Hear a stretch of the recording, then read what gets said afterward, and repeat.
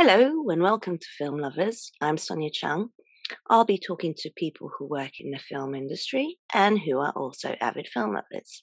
Today I'm talking to musician and music composer Andy Weeks. Hi Andy, how are you? Hi Sonia, I'm great, thank you. We finally got hold of each other, didn't we? It's been a bit of a Yeah, busy start to the year, but thanks for having me.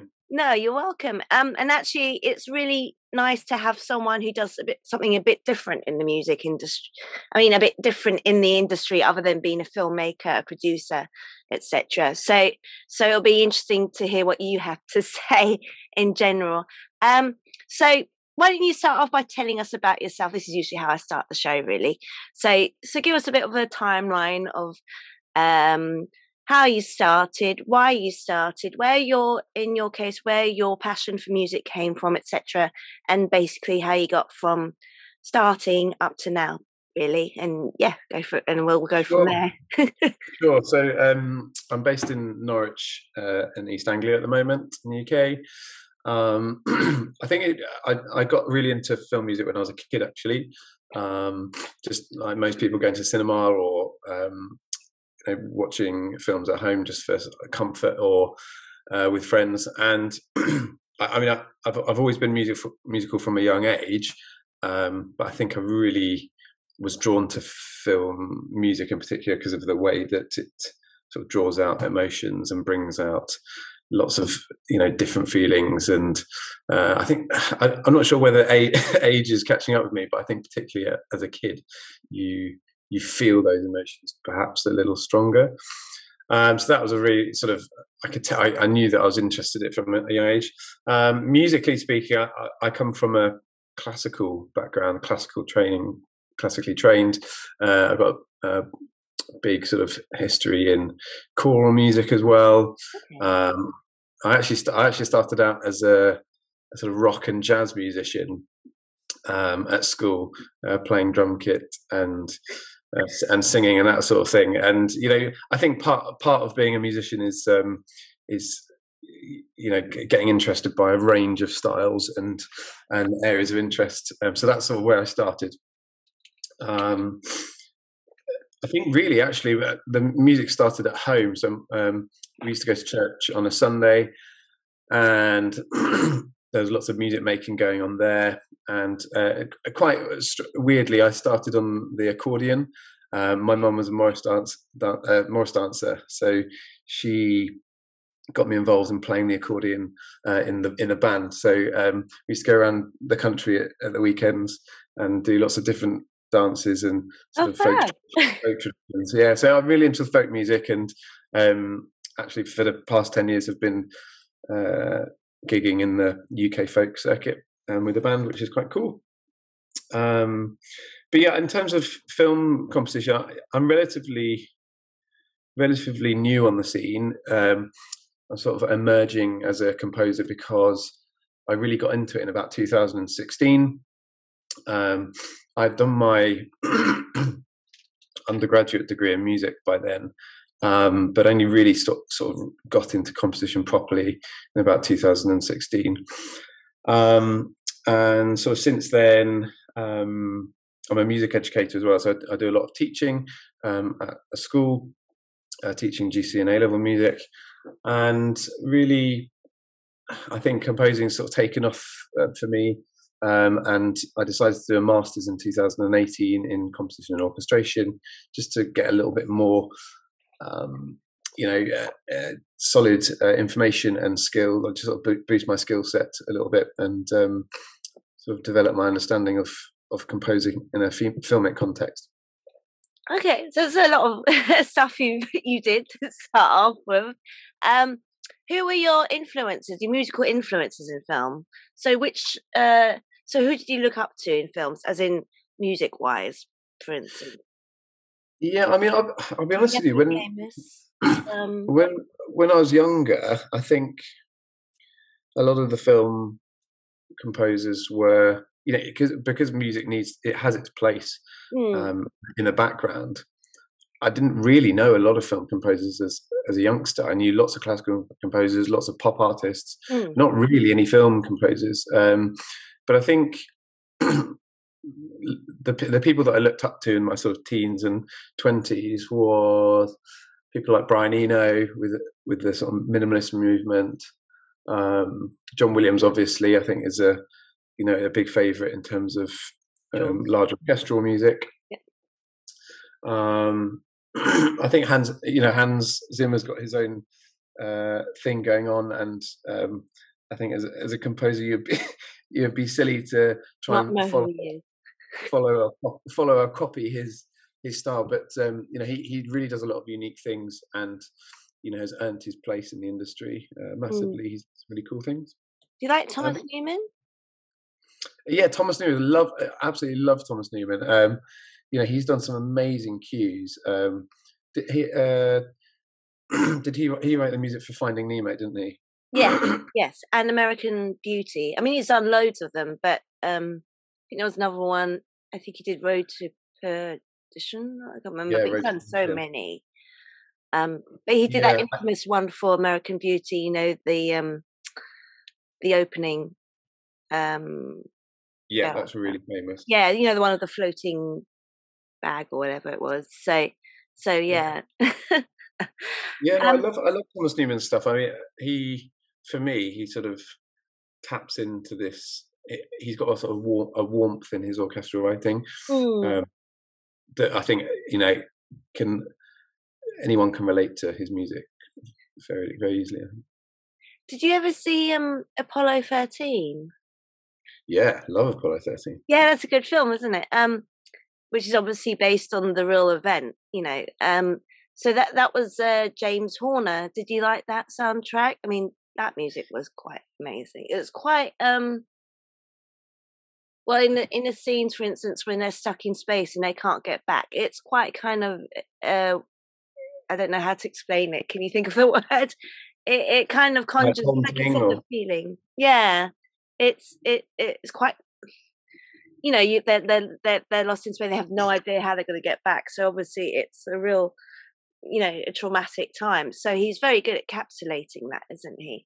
Yeah, massively. I mean, Horner's got great experience. I think as a composer, I haven't seen Apollo 13 in ages, but as a composer, he's really clever at knowing what the client wants, what the director wants. It's really funny because I was chatting to some of my students about some of the music he wrote in Avatar. Did you see the Avatar film? I remember it being in a cinema when I was working there, and I saw bits of it. But yes, I know of it. James Cameron, all the blue aliens. yeah. And incredible CGI. One of the films of that year for me. And Horner sort of he uses so many of his musical motifs over again.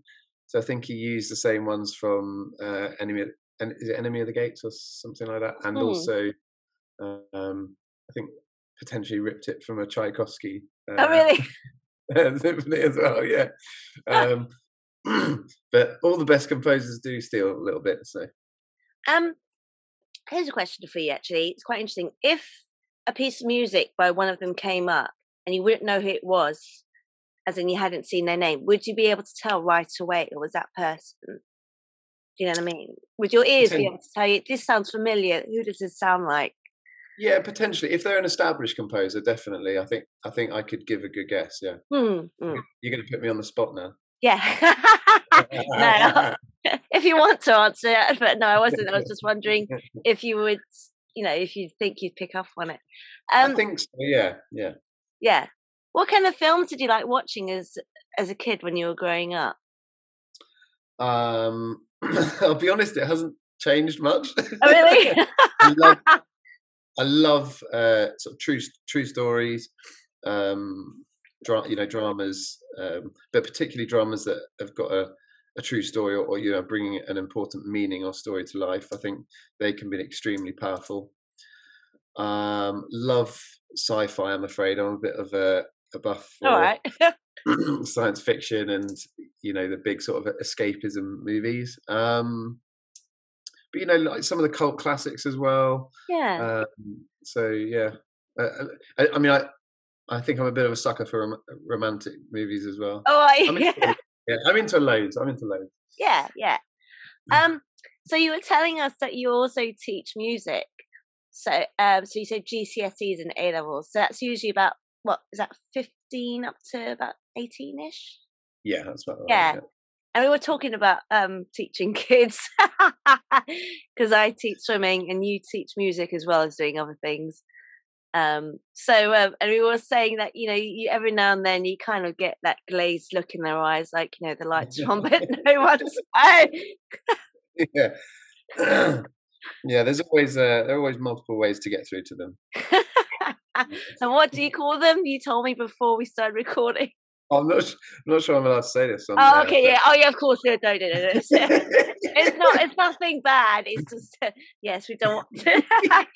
Probably best not to go there. But yeah, sometimes when you're delivering something, because music can be so like personal and subjective, right? But then when you go into the nitty gritty of how it works, I think it can sometimes go over people's heads, definitely. Yeah, no, I remember when I was in secondary school, I went to a girls' school, and at one point I joined the choir, and then some of the girls were doing private singing lessons, and the head of the choir was also an ex-opera singer, so she used to do private lessons with some of the girls aside, in between lessons, and I did a few, and I liked the singing part. I didn't like the theory part. I couldn't stand doing the theory part. Yeah. I had to go for the grades, and I only did level 1, and that was it. And even that was too much. I mean, I had too much homework going on with the other subjects too. Yeah.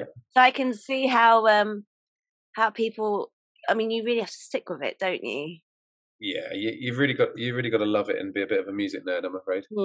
Yeah, and during the lockdown, when people had nothing to do, I think that's when a lot of them tried to turn to music, to learning an instrument, and never got around to cooking and stuff.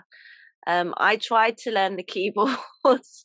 I did quite good at one point, but I really struggled with getting the right hand and the left hand at the same time. And also, I think I may be a tad bit dyspraxic, because I'm a bit dyslexic as well. So it's I gave up.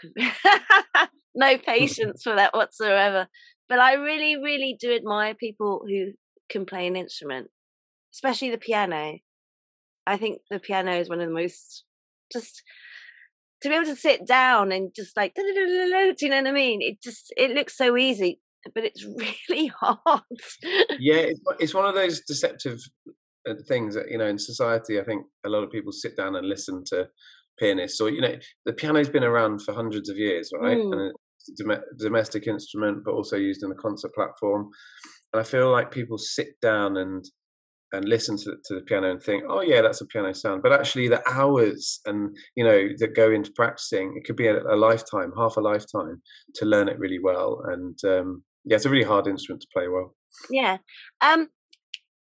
Good thing that I just thought of something. Did you ever see that film that's based on the real composer? Is it Shining with Jeffrey Rush? No, I haven't actually. I'll write that one down. Hang on, I'm going to look it up, because that's a real composer. Oh, is it the guy who had mental health problems? Yes. I can't remember his name though. Do you? Can you? No, I'm just hang on, looking let it me up. look him up. Shining, not The Shining.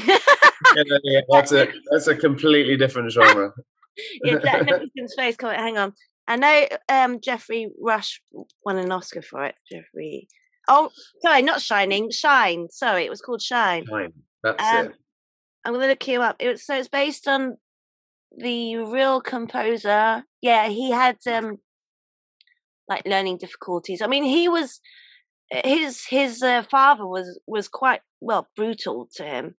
And eventually, when he got into music school, I mean, he was an amazing pianist. Yeah, I think he's still around. It's based on the pianist David Helgott. That's it. Do you know of him? Well, only through the film actually, and I found it heartbreaking. If it's the film I'm thinking of, because I haven't watched it in years. But he sort of plays in cafes and stuff, doesn't he? Yeah. I mean, he kind of he kind of decides because the pressure he's under for performing these concerts and the pressure his father especially put on him. I think that kind of made him decide, just sort of go off it completely. And then eventually he got his love back for it and started playing in, like you said, like cafes. Yeah. Do you know what? There's something I find that is both an inner battle, I think, for lots of musicians and creatives. I've been through lots of times where you just think, oh God, is all of this worth it? And I think for someone as talented as David, those sort of true story, real life portrayals of those sort of musicians are amazing. It reminds me of Beautiful Mind or Alan Turing. When you see those massive minds, they often struggle with these sort of mental or cognitive. Yes, you're right. Completely. Things. And there's just drawing on some experience. I had taught an autistic pupil at school, and actually I didn't teach him a huge amount musically because he was so gifted. He could sort of play the music or piano music based off a full orchestral score, so he could look at a symphony and in his brain condense that score into piano in real time. And watching that is absolutely incredible, but that brain, that musicianship is only available to him because of certain autistic traits that he has. And it's fascinating. I feel very honoured to have sort of met him as an educator. But that's a good point that you've touched upon about how music can help people with learning difficulties or mental illnesses. And you do get things like drama therapy, music therapy. So that's why it's really important, I think, in school that they teach the extra curriculum stuff like music, art, drama. I'm dyslexic, so for instance, I really struggled at school actually when it came to the academics. But I found myself more drawn into the creative stuff. And I think at some point they were thinking about taking them away, which is really, I hope not, because there's so many people and kids that rely on that. To bring their passion out. And also you think about adults, when they get to adults, I mean, we go to theatre, don't we? We go to concerts without teaching that stuff. We'd be missing out on people who we could potentially be the next, like I'm exaggerating, but like Mozart, or do you understand? Well, and and I think it's particularly in the UK, I'm a bit concerned as to where our mindset as a nation is going. I mean, I've seen loads of things and articles on the paper about, education in the state system not going very well, and partly because it's been removed from the system or the curriculum. And you think it just seems really short-sighted, and you get these reports that come out that say,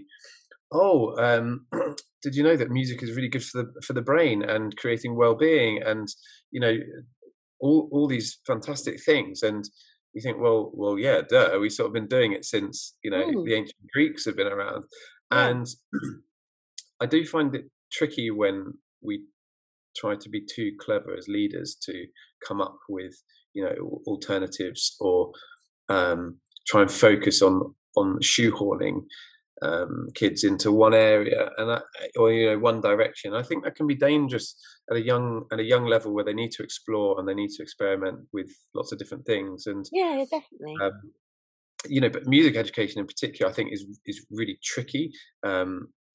I've seen it been done really badly at places and very well at others, and I feel that having those creative skills, if you don't get taught some of those things at a young age, you're going to suffer, or you're going to struggle to survive in the industry going forward, because there'll be gaps in your knowledge, and you'd have to work really hard later on in life to pick some of those up. And also, I think personally as well, when you become an adult, you'd struggle a lot more, as in just to generally how to express yourself. Does Yeah. that make sense? Like, I think no, it is. I just think it's really important for them to be able to learn that. But Yeah. that's why I find it. I really hope not.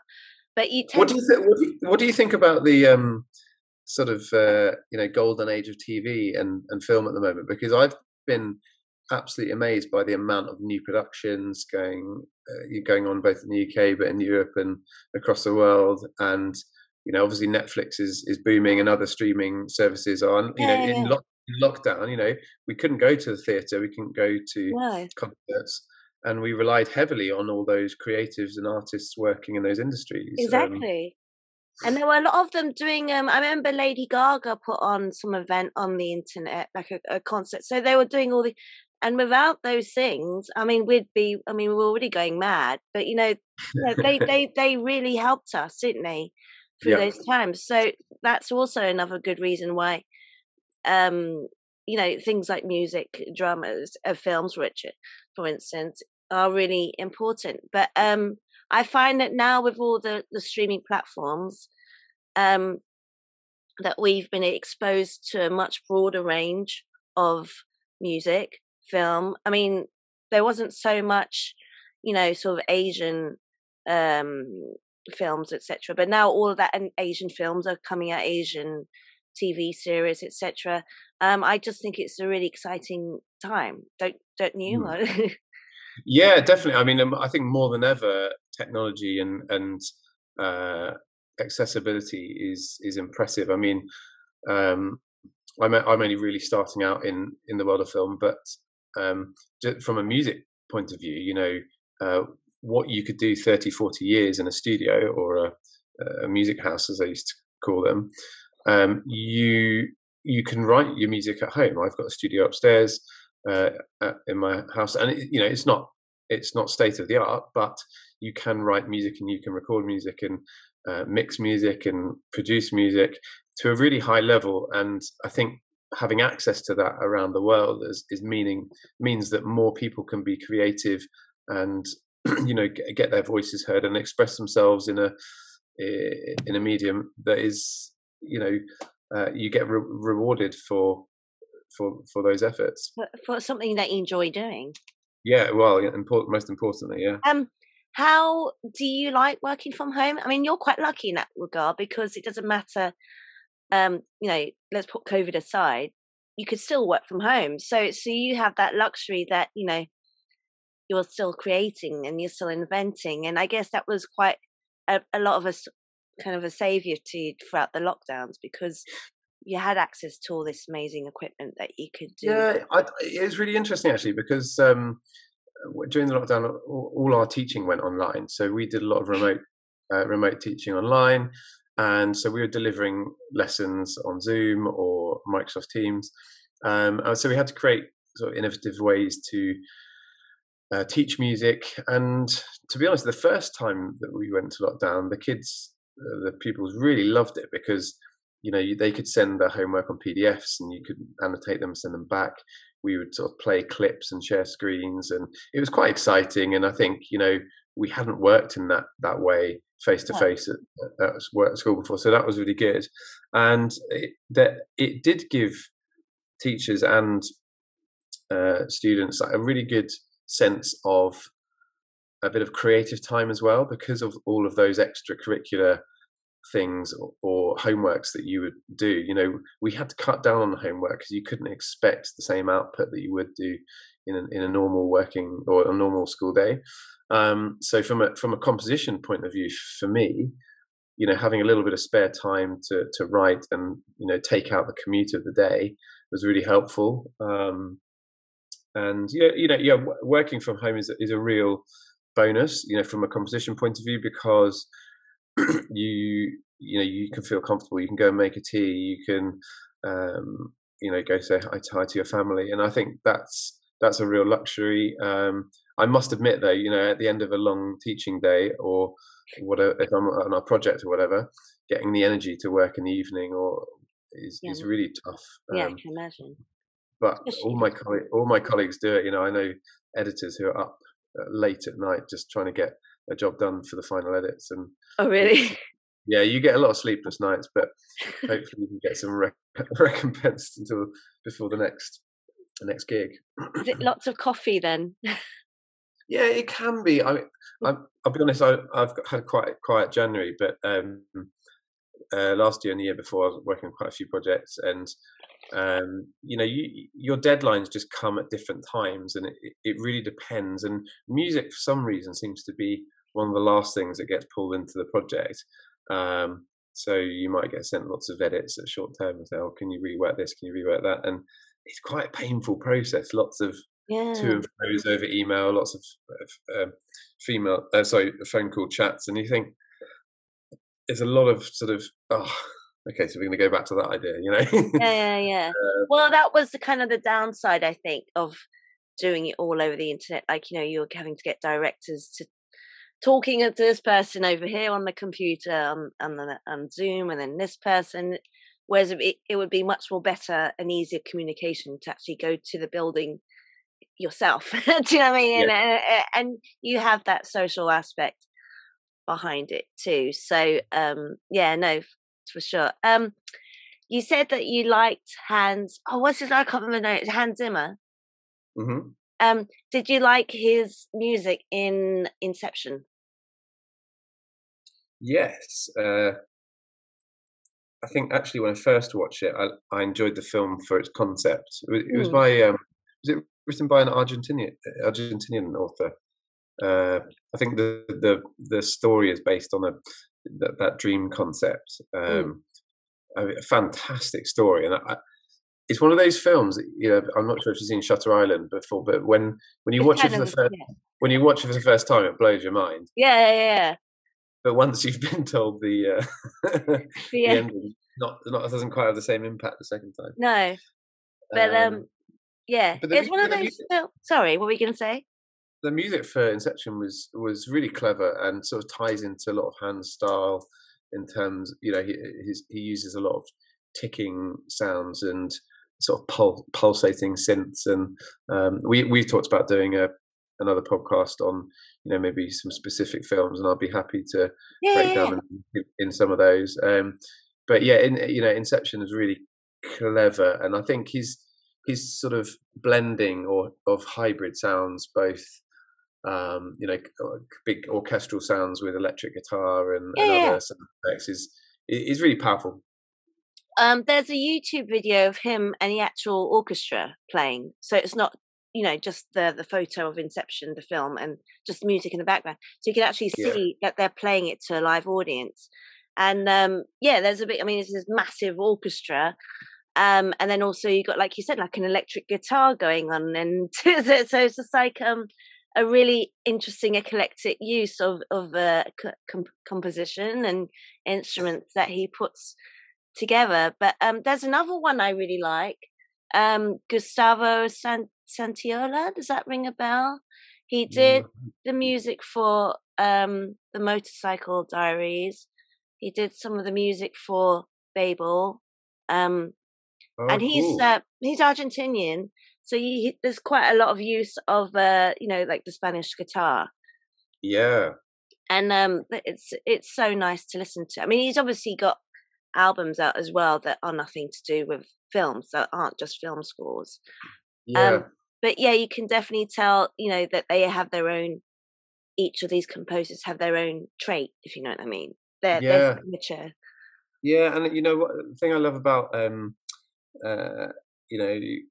writers and composers from different backgrounds is, Hans is a pretty obvious example. He's very famous, and is doing concerts with him showcasing himself with live orchestra. But there's composer for Disney, Lin-Manuel. Many of them do that. Is there a reason why? Would they kind of prefer to be a bit more? Sorry, I didn't mean to interrupt you, but would they prefer to be a bit more anonymous?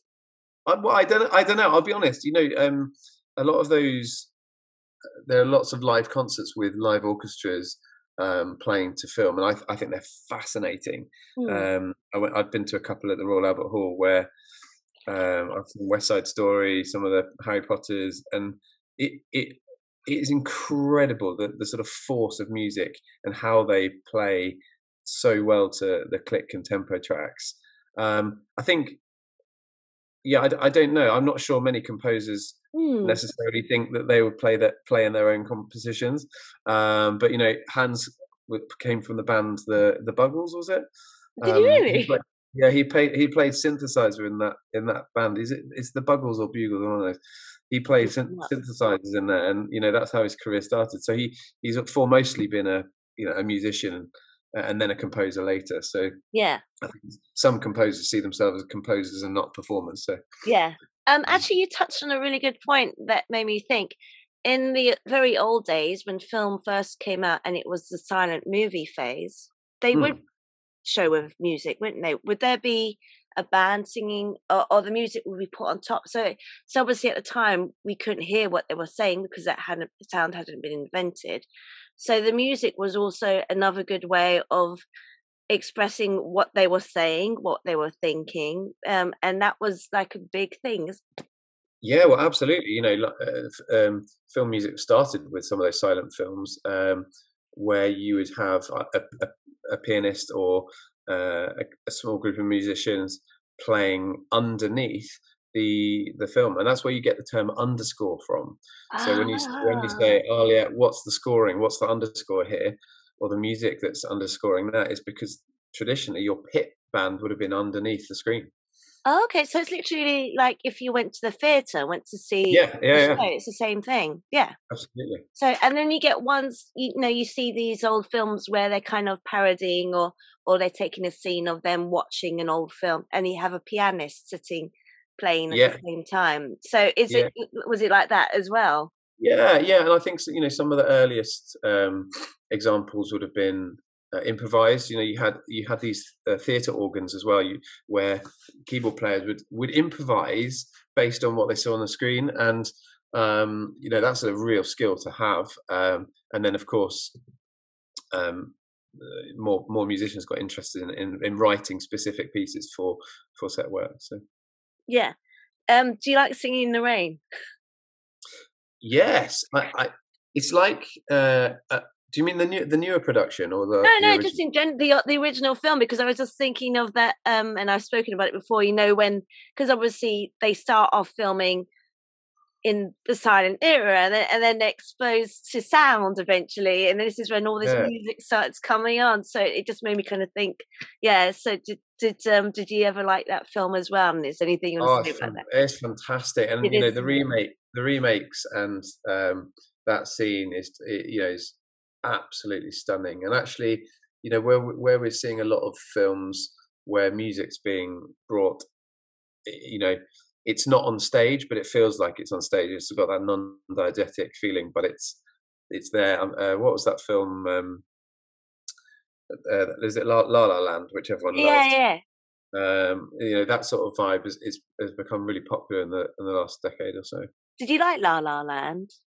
It's mixed for me because I've had a little bit of a background in jazz. I did a lot of jazz drumming as a student in my university years. So I played a lot of jazz music, and it had that jazz vibe, but it didn't. A lot of the pieces didn't really connect with me emotionally, and that's a personal thing. I quite like the over the top staging of it, and I think the dancing I thought was fantastic. I was more blown away by the sort of dancing choreography than the music, to be honest. One film that I have absolutely loved is the new remake of West Side Story. Have you seen it? I was going to talk about this. Okay, that's one film I don't want to watch it because I love the original so much. Interesting, because I love the original for what it was, and it's always going to be a classic. And it will always be there in history. And the work that Bernstein did with the ballet dancers there is fantastic. But you get proper Puerto Ricans singing the I've forgotten their it's Sharks America. and the Jets and the Sharks, is it? The beginning, the overture when no. Sorry, talking about is it Tonight? Is it Tonight? No, there's another version of it where they're all kind of singing in different bits, and it's like, well, they began it, and they began it. Oh yeah. Tonight. Yeah, so it's like a different version of it. Yeah. When you got the gangs they've now cast them for some Puerto Ricans and some incredible singing.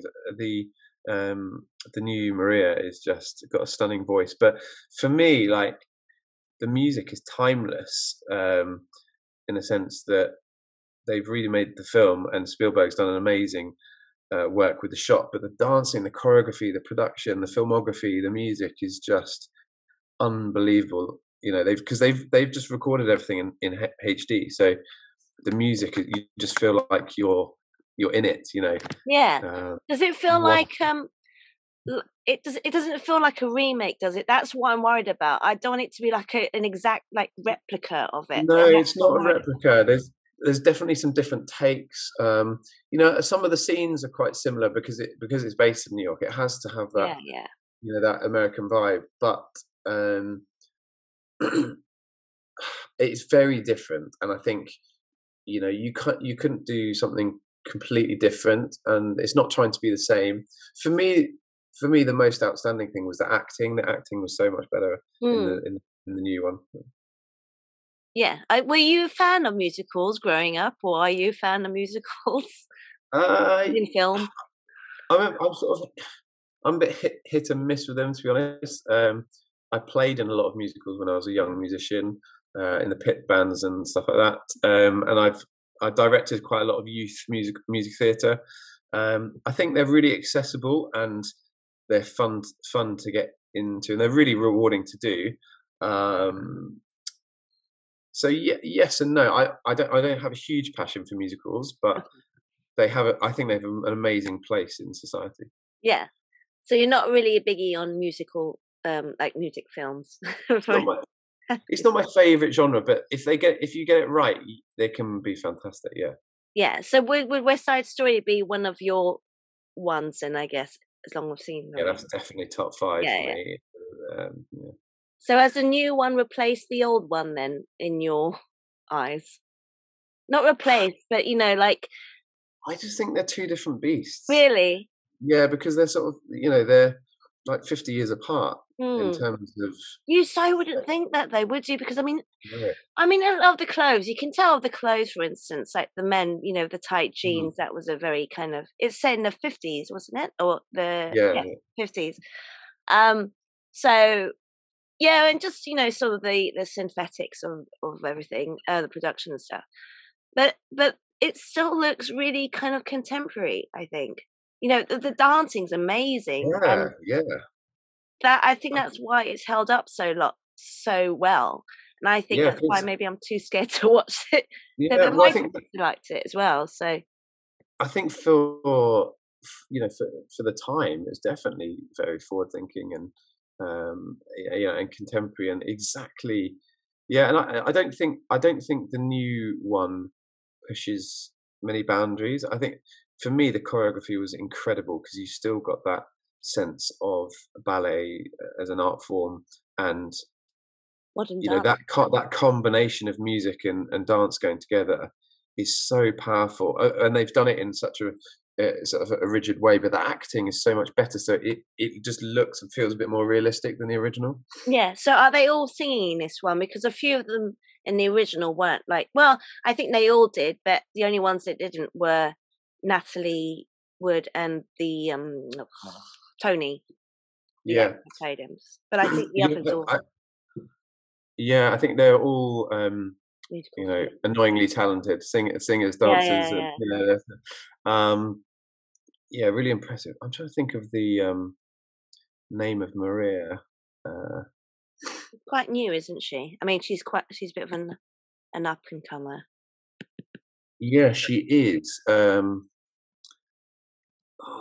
like the fact that actually, I tell you what, talking about it, I like the fact that they're kind of opening up and being a bit more multiracial now.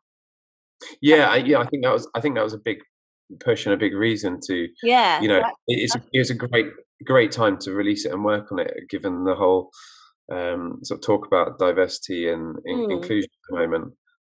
I've remembered her name. It's Rachel. I can't pronounce her name. Rachel Zegler. Oh, okay. Stunning voice, absolutely. Really? Yeah. Once you've seen it, you think, yeah, you can't imagine anyone else doing that role after No, that. they weren't singing live, were they, while they were filming it? Not like I wouldn't have thought so. no, because But they did with Les Miserables. They yeah, did yeah, like a yeah. live show. So um, I'm guessing maybe not because there wasn't so. I mean, there's not much dancing in Les Miserables, but there's so much Mhm. incorporated that it would be quite hard. Yeah, I mean, it was too good to have done live. I think the production on it was just incredible. Mm, So it must have been done. It must have been overdubbed, yeah, yeah. I think. um, what do you? Because you told me you're also a music teacher, and immediately I thought of School of Rock. Do Yeah, I'm you nothing see like yourself as Jack Black in School of Rock? I'm nothing like Jack Black. I had a bit of a '90s throwback the other day. Someone I worked with in the theatre, he's a performing arts technician, and he was just giving me all these throwbacks from when we were growing up, and he brought up Tenacious D. Did you ever heard of them? Did Yeah, you? his band with it. Yeah, the other Yeah, guy. and apparently they're going on tour in 2022, and I thought that was hilarious because I really liked Tenacious D. I thought it was hilarious and Yeah. so funny, and it came out at exactly the right time. And Jack Black's a genius. Yeah, I'm definitely not cool enough or um, funny enough to be like him, and I think I probably take my lessons a bit too seriously. Oh, really? Probably. I like actually there is a music school now that kind of uses the same concept of teaching music in that kind of fun way, and they teach more in electric guitars and kids with like in a rock Yeah, band yeah. situation, Are you and then at thinking the end rock yeah school? Are you thinking rock yeah yeah school? yeah Yeah, yeah have you yeah. heard of it? Yeah, there are loads of. I actually did my grade 8 drum kit exam with rock school Okay. because it's a really accessible one, and the tracks and rudiments were sort of taught very well. The course was laid out really well. I think there are loads of things like that, like access to music, and colleges in London, like the Brit School and things. There are loads of avenues for contemporary musicians to do that sort of thing. I mean, the school that I teach at it has got quite a traditional course, so Hmm. we learn about everything from um, classical music and how to write traditional harmony, but all the way through to contemporary stuff and music for media and film is one of the modules we study as well. Okay. So that is quite wide ranging, but definitely traditional. Sorry, I was something I was going to say when you were talking about a composer earlier that I hadn't heard of. You did that Argentinian Oh, stuff, and Gustavo I was Santos. gonna I was gonna bring up Lin Manuel Miranda, who uh, Oh, I haven't heard of him. I came across a couple of years ago, and he's done lots of scores for Disney. But Hmm. he's got a background. He's Latin American, and Okay. the music that he writes, he wrote the music for the new Encanto film Okay. that's out on Disney. And I've got a little 2-year-old who's My a nephew loves that film. gorgeous girl. Yeah, All he's right, cool. and yeah, it's definitely for kids, but some of the Disney stuff I think is great for adults as well. And his music is just so impressive, and um, I think in film he's done loads of loads of directing and acting, but um, it's just I love it when writers can find a place, whether it's a different country or different culture, by adding in, guitar sounds or instruments from the local region. I think that's a very powerful way to take people on a journey. Yeah. Have you ever done any of those jingles by any chance? Yes, I have. Have you really? I can't say that I'm a jingle composer because a lot of commercial um, composers do write jingles. I haven't written any. I definitely haven't written any that have got famous, but apparently it's a really good way to make money. I can imagine so, especially in commercials. They pay a lot of money. I just Yeah, wondered if you ever did that because it sounds like it would be fun. I've done a few, and I've done a few for a couple of local businesses and some friends that I know. but they definitely haven't been any jingles that have taken off.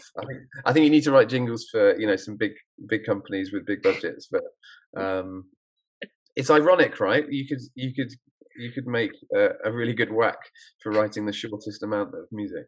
But you know what's funny is that, I mean, you think of it, like, it's so easy for us to go away after watching something and have that song going around and around our head when it's only something like under a minute long. Do you know what I mean? You could be singing it in your head all day. So it's very what's the word I'm thinking of? It's very clever how they do that. And also I kind of admire that they can kind of somehow fit the product in it and fit the song around the product, if that makes sense, to kind of sum it up literally that quickly, if that makes sense. Yeah, I mean, it's certainly a skill to have. I think it does bring into question, like, music can be marketed so well, right? So if you look at a lot of the music in the charts, they've got huge publishers or distributors behind the music that's being branded, and rightly so. It's going to make those companies and artists a lot of money, but it does sort of bring around a question about art, because a lot of the music that I'm interested in, and as a musician and writer, is often quite complex and quite engaging and lasts for a long time. If you're writing music for a feature film, those composers would have been writing for weeks and days and lots of hours to get this done, and yet the fees, I think, for some of those artists are not necessarily match the quality of music. But that sort of inequality will always be seen in across the board, and there is a certain skill for writing jingles, but I think those catchy melodies, even if it's a jingle or a motif in a film or whatever, you still need to construct those with a sort of sense of enthusiasm and capturing emotion, and whether it's reharmonizing that motif or playing around with it. That is a really clever skill to have, and some of the best jingles or the best motifs you can just sing by mentioning a name. Yeah. And you Hedwig's, Sorry, you were saying. Sorry. I was just going to say Hedwig's theme from Harry Potter. A lot of people will know that automatically before you've even, or if you sing. Yeah. You're brought to a place very quickly, and I think that skill is a very important thing to have. And actually, I was thinking, like when you think about when your kids or kids in general, when they watch TV and then they'll go away say, "Daddy, Daddy, I want this toy." That doesn't have a really clever way of them marketing, because they put a really, really catchy song, and then you got this your kid coming up to you saying, "I want this toy." And then next week is another toy, and it's like another toy. So it's quite scary how it goes into like what do you call it, like subliminal messaging almost. Yeah. It's funny you mention that, because my one of my course tutors for my masters was Guy Mickelmore, who writes music for a lot of kids TV, a lot of kids shows or animation, and that industry in film is massive. Really? It's absolutely huge. Like that, the creatives, both animators and producers and composers that are involved in creating that material for kids TV, it's huge. Really, I'd imagine it would be. They're massive. There's always a niche and requirement for new ideas and new things. So it's definitely something to try and get into. It kind of reminds me of that film Big with Tom Hanks. When he's in charge of playing with all the toys and giving you feedback. Yeah. So, but music's also, I was talking to Laurel in the last episode, is also a very clever way of marketing the film as well, isn't it? Yeah, massively. And music, I think, will always have that place as a powerful marketing tool. whichever industry you're in, it's able to not only capture people's attention, but add emotional depth to whatever you're selling or whatever product it is. Yeah. Not that I don't think music as an art form necessarily has to be, and definitely shouldn't be just used to augment or match a product. I don't think I think music can be a standalone art without money being involved, and I think that's really important to maintain. But we can talk about this on another episode, but it's an extremely competitive I imagine industry and market. Yeah, no, I want to do a special review on your favorite music scores, or album sound scores from. Yeah, I'd love to. That'd be really interesting because I haven't spoken to anyone, from that perspective. What film makers do you like who incorporate a good music soundtrack? Are there any that you'd sort of like, straight away, who have a really good way of using music in film? That's what I'm trying to say. Yeah, again, I think this is probably a bit of an obvious one. Christopher Nolan, I think, is fantastic. I think he's got a philosophical depth to his thought. The Interstellar film that he did, the music for that was really powerful, using the church organ and using these called keys of the instrument. So woodwind instruments were told to just play their keys rather than blowing through the instrument, and just thinking about sound in a different and unique way, I think, is a really important thing for directors to remember, that actually is a really important part of creating new material. The Blue Planet series, the producers for that had some new music by people like Jacob O'Shea, who've written some beautiful music that sort of combines synthesizers, new sounds, orchestral writing. I think going back into film history, a classic connection is Bernard Herrmann and Alfred Hitchcock. They worked together quite closely. Was that the only film they worked on together, or did they do any other ones? Which one did you say? Psycho? Yeah, was that the only one they worked on together? No, they worked on loads. I'm trying to think. Herrmann worked on The Taxi Driver, but I don't think that was by Hitchcock. By Scorsese. Was it? Oh, yeah, that was Scorsese, wasn't it? I think they worked on the Birds together, but Herrmann and Hitchcock definitely worked on a couple of films together. Was Vertigo by Alfred Hitchcock? Yes. Yeah, so Herrmann did the music for that as well. And having those relationships where you're able to capture a scene in a certain way and have that relationship with a composer is really important. Famously, George Lucas and John Williams have that relationship where they sort of know what each other's thinking and what they want for each scene. And again, that's quite an obvious example, but where directors have that relationship with creatives, I think, where some of the best movies are created ever, because there's a deep understanding. Unlike music that is used in some documentaries or films, where I'm not sure if you know much about production music, but when music editors select pre-made music to sort of drop into to screen. And I think there's a huge market for that, because it's cheap. You can buy the music from the libraries fairly cheap for your film, but I think it can be short-sighted depending. It really depends on budgets, right? Yeah. But if you've got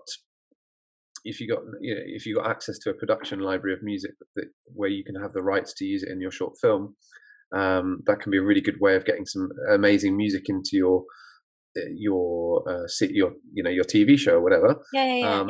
And there's been countless cases of that, like films like Trainspotting, for instance, when that came out. Yeah, that was a really good. I mean, at that time, did they use Radiohead for that? Or I no, it don't, was something else, isn't it? there was Blur, there was Sway. There was Yeah. a lot of those kind of Brian Eno, that Yeah. famous toilet scene. Yeah. I Yeah, love yeah, that music actually. So it was all kind of it kind of sums up the mood of the film, and that was a very kind of very exciting time for Britpop, yeah, wasn't it? Because that was all kind of yeah. 90s. I think music can be used. Music that's pre-composed could be used very well in that way. I just think that sometimes it can. It's something like Train Spotting, which is such a cult classic now. Mm. Those hits are used in such a clever way because you can relate to that artist and they just fit with that scene really Yeah, well. yeah, But there are lots of occasions where it sort of goes, but isn't composed specifically for that scene. And I yeah, think yeah, that probably won't last as long. But it doesn't always need that. Some TV series just need some background music, which is underneath the dialogue, and no one really needs to pay mm. attention to Mm. I just it. realised Iggy Pop was on there as well. Lust for Teapot, yeah, Love, Primal Scream as well. Primal Scream, New Order. I think New Order was on there. This will be I'm gonna look it up. Hang on. fun for you. Do you know the suite from Bizet, the Carmen suite from the opera? I Yes, think I love that that was piece. used in there. Uh, Trying to think how it goes la, now. la, la, da, da, da, Da-dun, da, dun, da, da, da, da, da, da, da, da, da, that's it, yeah. da. And that's funny. So much classical music is used in those sort of sort of comedic ways. Now, if you think of Yeah, the especially the, that piece. Appren- the Apprentice, uses Prokofiev's music, doesn't they, for the opening titles? Yeah. For Um. the Actually, I was from thinking because the with Montefiore music, Capulets. sorry, with especially with music, there's like a point where it's so. For instance, music that old, is it over 100 years that then there's copyright free? So Uh, can they use that to their advantage without having to worry about paying copyright to the person involved? yeah, don't quote me on this, but I think it's after the composer's 50 years after they've passed away. I think Right. the music comes out of copyright. I think it depends on the publisher and um, what the estate looks like. But I'm pretty sure that anything that's over 50 years old, you can use. I mean, something from the classical period you can Yeah. definitely use, and that's why it is so often used in I stuff was because going to it's say it it's hasn't free. been used a lot then because it's free, so it kind of Yeah, saves the money. absolutely. um, did you? And also, we're just talking about composers, etc. Just made me think of people like Beethoven, who was deaf. I mean, that was an amazing composer, wasn't he? He couldn't hear. He used to put his ear to the piano and hear the vibrations. Oh, no, not hear, feel the vibrations, so he could hear the sound. So music's very good at transcending that way. There's always a way of learning it if you really want to. Yeah, absolutely. Have you heard of the percussionist Evelyn Glenny? No, tell us. Um, she's a Scottish percussionist, and I mean, she's probably one of the most, one of the only sort of successful solo percussionists. I could name a handful, but I'm not sure whether you would have heard of them. Evelyn Glenny is very famous, and she's played and written concerto pieces for marimba and orchestra, and she is, I think, partly deaf, and Hmm. she has to play the music and feel the vibrations. She's got these special instruments and sticks that help her sort of connect with the earth and the ground, and I think that's a really powerful thing. Hmm. That music is basically vibrations, and if you look at the origins of how it moves us, it is all based on waves and connectivity. Um, Yeah. and isn't that amazing that those waves can come through Well, a yeah, TV or a cinema yeah. and through your body. And also, music's so clever with kind of, I'm trying to think of how a way to explain this, is a very important way of conjuring up an expression that you can't actually say yourself. Does that make sense?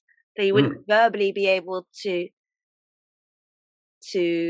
say to someone else, this is, but it's very clever with setting that mode. I don't know if that's a good way of explaining it. Do you know what I mean? No, that Sometimes completely makes things sense. are so hard to explain. That's what I'm trying to say, and you don't know where to begin or how to begin. So you could just say, listen to this song, and that's kind of like how I feel. If you know what I mean? Does that make sense? Yeah, absolutely. There's a film that I watched probably about a decade ago now, called Norwegian Wood.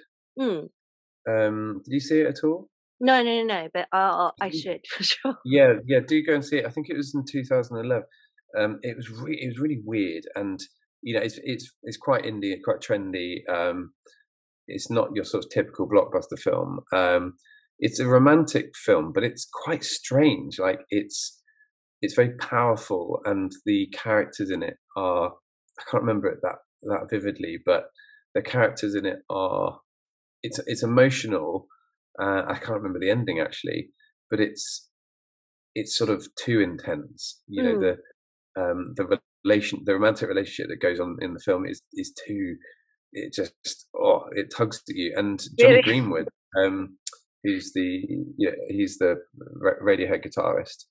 He writes a lot of film music now, and Oh, does he really?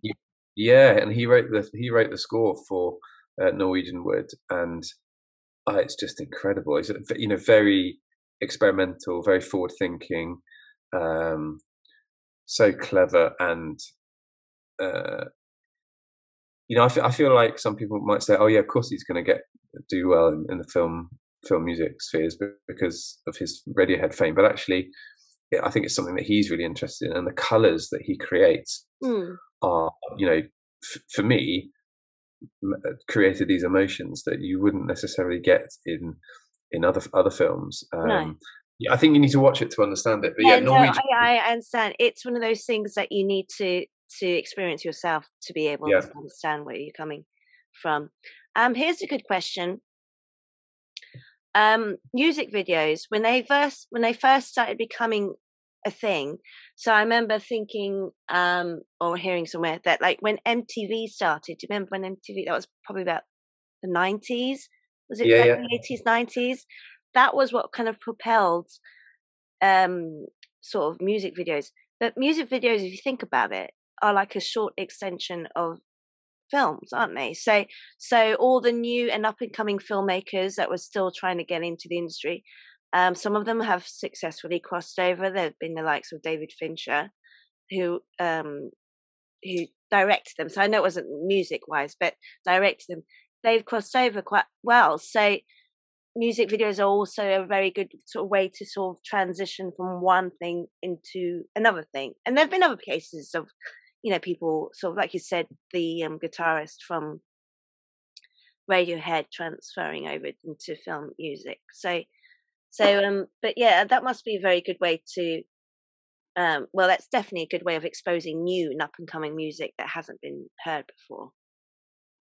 Yeah, definitely. And I think the MTV sort of era, I think I was more into Kerrang actually when I was that age.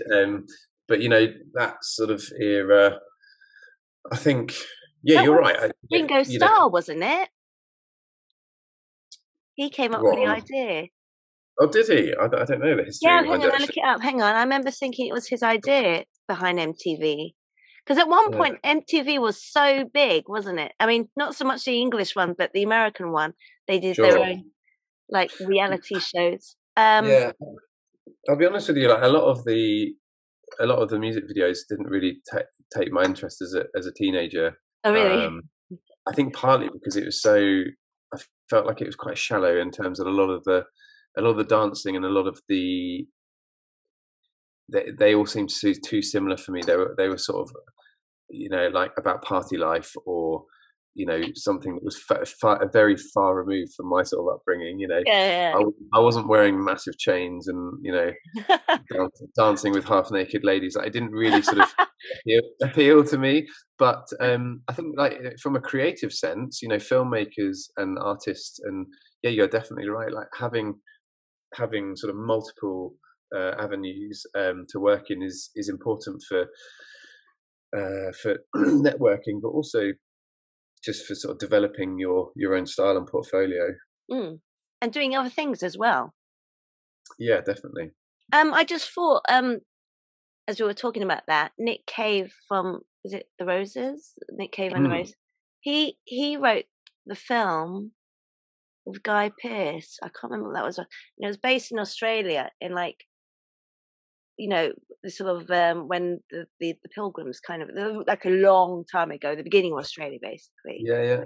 I can't remember the name of that film was. Do you know what I'm talking about? No, I don't know, actually. The only thing I know about the only thing that Nick Cave brings to mind is I had to sing a song called "Into My Arms" for my one of my best friend's weddings. It was a request for their. Oh, did you sing for them? Yeah. Are you a good singer? Do you know what? I was brought up as a sort of classical singer. I got really into choral music and operatic stuff, and I wouldn't see myself as a sort of pop singer, but I can sing in that style. I thought when I was doing a lot of touring with my folk band, I sung a lot of sort of folk songs and that sort of music. But yeah, "Into My Arms" by Nick Cave. That's what I think about when you say Nick Cave. Yeah. I'm trying to think of other good uses of people crossing over into doing different things, but yeah, I mean, we were talking about how sometimes the soundtrack almost sells the film. Really, that the film's known more for the soundtrack than it is for its actual content.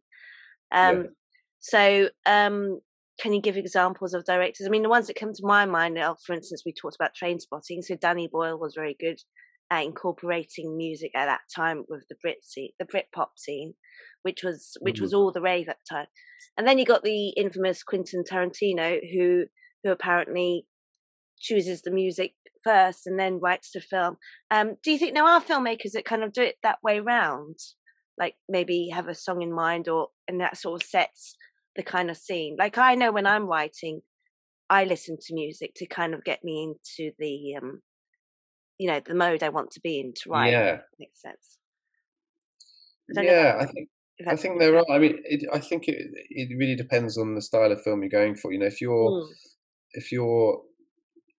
you're writing for Disney, that's a very different thing, because you've got your lyricist and your music, and then you sort of write the songs, and then you've got a story to sort of to build, and all of that to build around it. And you got that case of Elton John as well, haven't you? Who's it that who wrote The Lion King for Elton John, and they've done so many together of his normal songs. I can't remember his name. Yeah, so like Alan Menken is obviously like a big in that world. I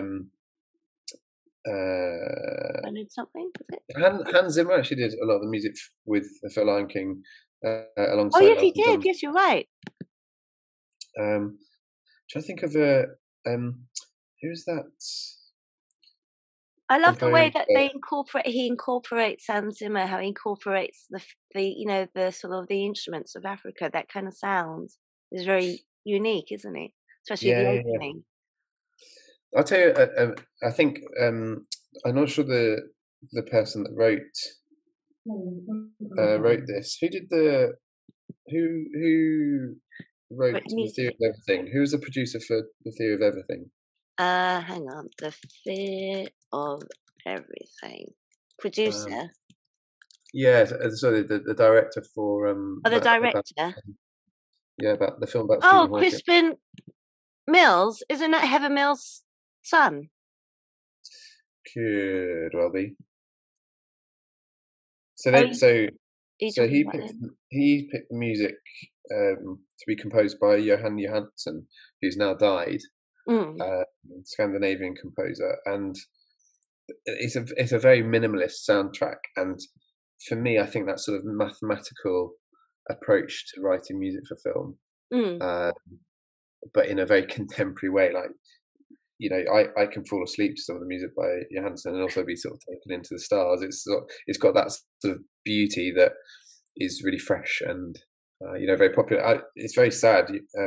Johansson died quite young. I'm not sure if you know him as a composer, but he's already passed away, so he's had quite a short career. Yeah. But in terms of those combinations, I think definitely directors know that music can be an extremely powerful way to, or a soundtrack can be a powerful way to get that story across. I just thought of another one, another composer we haven't mentioned, and I'd be like, I'm sure people would be shocked if we hadn't. So hang on, I can't remember his name. He died quite recently as well, but he's really well known. He did like Ennio Morricone. Yeah. He's into it, isn't he? Yeah, unbelievable. And some of his music is just, I'm thinking of Gabriel's oboe from The Mission, and some of his The music Good, the Bad, and the Ugly. Just stunning. And he was in Glorious Bastards as well. He did some music for. Did he? Mm. I did not know that. Yeah, and you can kind of tell as well. Like, there's bits of, like, for instance, the opening of The Good, the Bad, and the Ugly. Yeah. There's kind of a bit of a sound of that in some of the soundtrack that he plays. Yeah, I can't. Well, I'm going to look it up. Hang on. It's one. Do you know it's one of those things with Morricone that he's one of the composers that I probably only got into in my late 20s. Because Cinema Paradiso, which was written in 1988 or came out in 1988, that's when I was born, 1988. Yeah. So obviously I didn't watch that for a very long time, but the music in that is just stunning, and like the way he uses orchestral instruments and it evokes imagery with and emotions in film. It's no wonder he's sort of a household name. Yeah, definitely.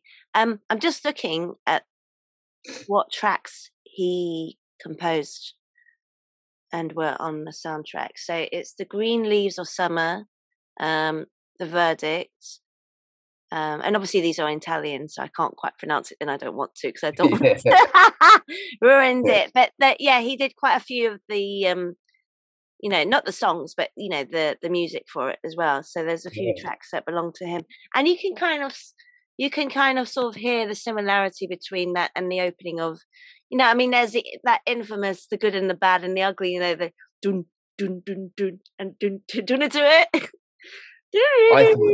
I thought your rendition was glorious. That wouldn't do it justice, but everyone knows that tune, and you wouldn't even need to know what the film is, do you? You'd recognize it straight away. And that sort of takes us back to some of those sort of catchy hooks or catchy motifs where you don't even need to have seen the film and the character we're thinking about. Yeah. Do you think that sort of haunts Clint Eastwood for the rest of his life? I don't know. Clint Eastwood. Wow. Not my. Not your kind of thing. Not my kind of thing, but because you kind of hear those stories about how, like, actors are trying to sort of stay away from things they did a long time ago, but they sort of keep creeping up. Like, it's Kevin Bacon, it's with Footloose, and Harrison Ford, it's Indiana Jones. The music keeps coming up, and people keep singing it to him. Well, I don't think I've seen Daniel Radcliffe star in anything, where he's the lead role since. But. Yeah. No, the music is very clever about that. Would you ever want to make a music video? For what? Just in general, if someone came up to you and there's like, "Oh, we're a new band. Can you, make a?" Yeah, would you definitely. Would you? Definitely, I'd definitely get involved in writing music for that.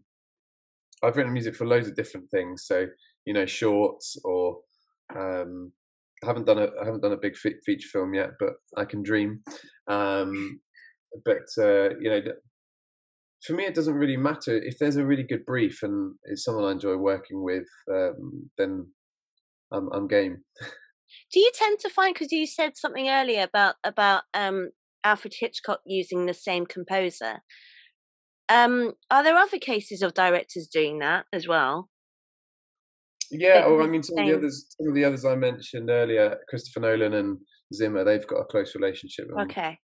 they've worked on Batman films, and Interstellar is one of them.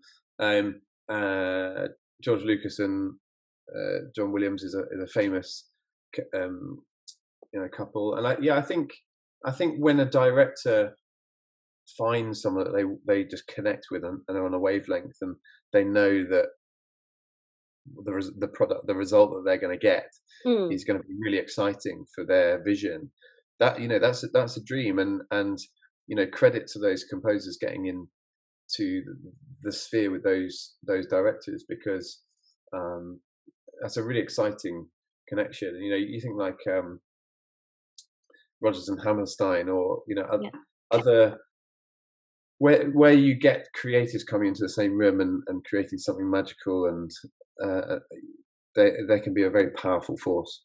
Do you know, I still wonder, how is it possible to still write something new? Because I just feel like everything has been done. Does that make sense? How can you make it sound original and not like it sounds like a bit, because all that good stuff has been done. How on earth can you make your own sound? Does that make sense? I don't know how to explain it.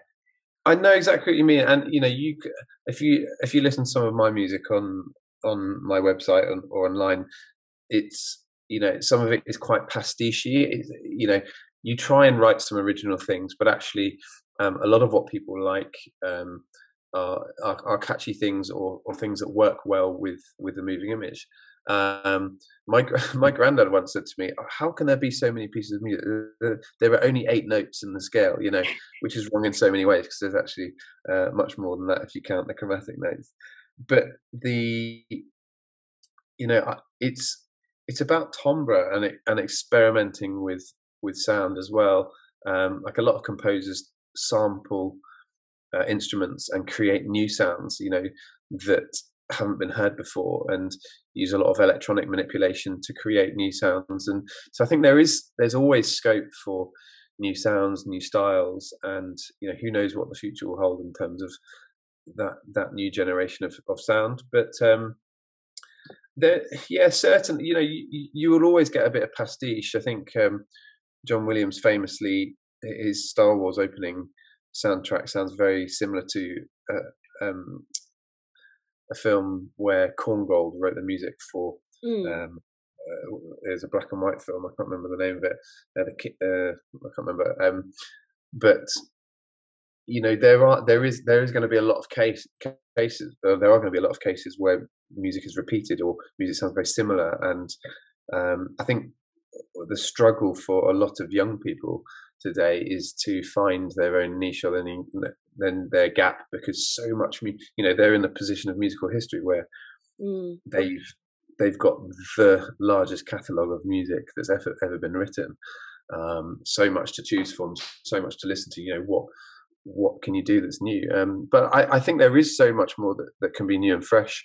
And it all comes down to the story. It all comes down to the connection, because there's no right or wrong in music, really. In a contemporary sense, it's all subjective. So if you've got a passion, and you've got a good story, and you've got a drive to tell something, to do something new, I think then it can be fresh. But I think you're right. It's a really good point to raise. A lot of creatives do get stuck in that way. Especially at this point in time, do you think when we were like 80s and 90s, there was so much exposure to all these sounds and all these films, and it was much more eclectic. I do remember the 80s. I mean, I'm a bit older than you, but I do remember, when I watch music videos, and then there's very much that sort of synthesizer-y feeling, isn't it? That noise. It's kind of like. But then what? We don't know what we're going to say in 100 years' time, because if we go back in history 200 years ago, you would say sort of the piano or orchestral sounds would have dominated the sound of Western music. And then, but then in the early 20th century, you've got this explosion of jazz, blues, rock and roll. And then, in our digital electronic age now, you just got so many styles. In the 90s, you had sort of punk and grunge scenes coming out. You just never know what's going to come next. No. The thing I really love, because it's my passion really, but the amount of orchestral music that's coming back into the fold. I like the fact that that's happening now. Yeah, I think it's really good for creatives. I think it's good for the industry, but especially with the quality of recordings these days, having those creations, they're so important, because we can talk about this in another episode, but you can make a lot of music at home just using sampled instruments now, which is a cheaper option. This is how Hans Zimmer made his career, really, or started his career. Okay. No, it is really interesting talking about it from the music perspective of the film, because nobody really talks about it. Do you know what I mean? You kind of think, you do wonder how people get into it. Do they start off with a classical background, or do they go into commercial work? And then, everyone sort of starts off differently in their own ways. So it is really interesting, and I think that kind of comes across as well, doesn't it? Yeah, it's definitely one of those things that is hard to get into, and I'm still finding it hard to get into contact with certain production companies, and I think it is a little bit about networking and people that and the projects that I've written with people have been great, because we've built up a really good relationship. But equally, I think it's a really hard industry to get into. I think you have to go to conferences and meet people and go on courses, and just try and work well with as many creators as you can. But I think it's this is why the podcast, I think, is really good, because when we do our specific one on some film music, I think it's one of those things that seems to be cloaked in mystery. You sort of how do you get into that, or how does one write that, and how do you get into those things? And I think it's like a craft, a carpentry. You have to work at those skills before you can make big houses, and you just have to keep chipping away at those skills and dream to, or aspire to something that is bigger than yourself. Yeah. Would you ever teach your kids? Are they interested in learning musical instruments? Yeah, we have a roster of about 35 visiting music teachers who teach, from the clarinet to the drum kit to the bagpipes. The kids at school really like learning music. Instrumental music. I don't teach at the moment one-to-one lessons on an instrument. I tend to teach in the classroom at the moment, okay. But yeah, I think I'm lucky to be in an environment where the caliber of musicians is really good and really high, and music is really valued by the students, and they sort of love learning about it, which is a real lucky position for me. I know it's not the case in lots of schools. No, I meant your own kids. That's what. Oh, my own kids. Sorry, I thought we were going back to the education. No, you can go that too, but I don't want to interrupt you. I mean, your own kids. It's a really interesting one. I think our daughter's only 2, and she already is sort of singing and dancing to music, and we haven't really taught her that. She does it when she listens to music. She likes singing it back, and when music comes on, she likes dancing to it. And I think that's the power of music across cultures globally. It has the ability to move us and make us happy, make us sad. Yeah. And I think, definitely, I would like to inspire love of music, and maybe start learning an instrument. I was thinking about doing a grade 1 with my daughter together on triangle.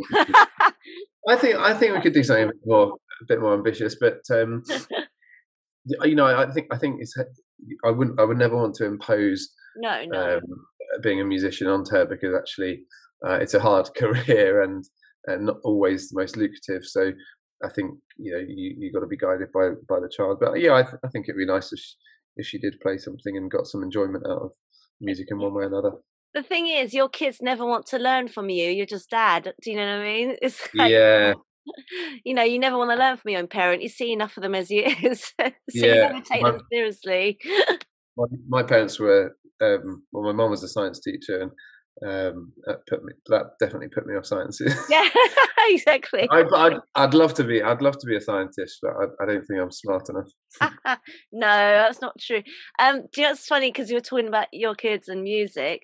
I remember seeing an interview with Metallica, and Oh yeah, and they were talking about how they desperately want their kids to be like like heavy metal fans. They're trying to introduce them to the obviously the not so tough stuff, but yeah. like Black Sabbath and all that kind of stuff, and Oh yeah. and they were saying that actually none of our kids are at all interested in heavy metal. It's quite soul destroying.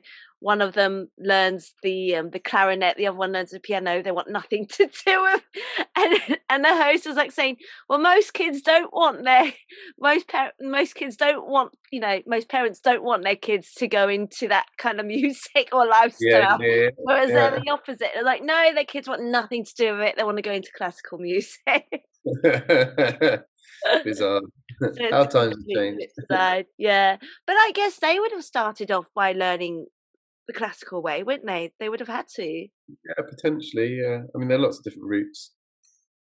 Yeah, but I mean, for the theory side, to know how to write a song, for instance, they'd need to know the notes. Well, not necessarily. I mean, if you look Really? at a lot of pop artists, I mean, Metallica. I'm not sure. I don't know their background, but I suspect they probably would have played a lot by ear and Okay. improvised. The Beatles, famously, or someone Pavarotti, one of the most Mm. famous singers, didn't read music very well.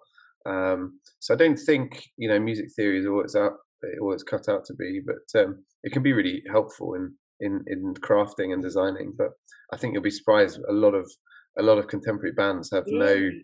no classical or theory training. So it'd all be by doing it and hearing it, and then just Yeah, trying to remember what they've just done, basically, and yeah, adding on yeah, to it. yeah, Just kind of improvising, really. yeah. Yeah. Can you think of any musicians that have?